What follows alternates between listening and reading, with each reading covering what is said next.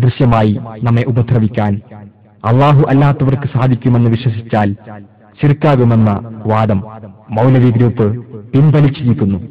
മാത്രമല്ല ജിന്നിനും പിശാചിനുമൊക്കെ ഗൈബ് അറിയുമെന്നും അവരുടെ സേവക്കാർക്ക് നമ്മിൽ നിന്നും കട്ടുകേട്ട് അവ എത്തിക്കുമെന്നും ഇപ്പോൾ മൗലവിമാർ പറഞ്ഞുകൊണ്ടിരിക്കുകയാണ്.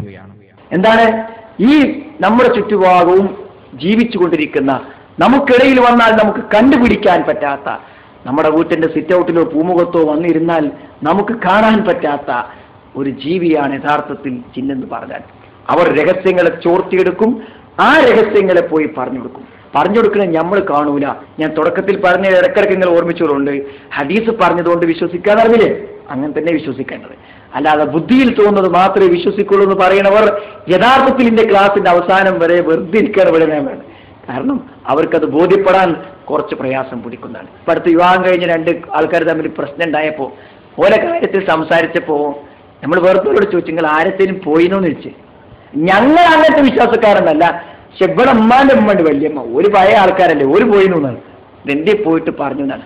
ചെന്നപ്പോഴൊക്കെ തന്നെ പറഞ്ഞു, നിങ്ങളെ അവളെ പേര് പറഞ്ഞോ, ഓളെ കാര്യത്തിൽ നിങ്ങൾ പറഞ്ഞത് അത് നേരാകാൻ ബുദ്ധിമുട്ടാണ്.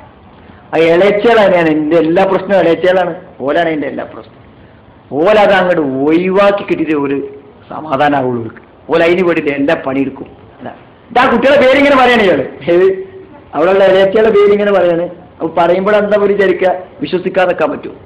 എങ്ങനെ ഇപ്പോൾ നടക്കണേ? നമ്മോട് പറഞ്ഞപ്പോൾ എന്താ പറയാ, അതെന്താ അന്ധവിശ്വാസം ഒരിക്കലും ഉണ്ടാവില്ല. അല്ലെങ്കിൽ ഒരു അയലോക്കത്ത് ആരെങ്കിലും ഫോൺ ചെയ്ത് പറഞ്ഞിട്ടുണ്ടാവും, അല്ലാതെ എങ്ങനെ ഇപ്പോൾ ഇത് പറയാൻ കഴിയുമെന്നാണ്. പറഞ്ഞ കാര്യം അള്ളാഹ്ക്ക് ആരെയുള്ളൂ നമ്മൾ വിശ്വസിക്കും അല്ലേ? വിവരം കിട്ടിയാലേ ഇവർക്ക് പറയാൻ പറ്റുള്ളൂ, അല്ലെങ്കിൽ പറയാൻ പറ്റില്ല. വിവരം അറിയിച്ചു കൊടുക്കുന്ന ആരാണ്? ഈ ജിന്നുകളാണെന്നാണ്.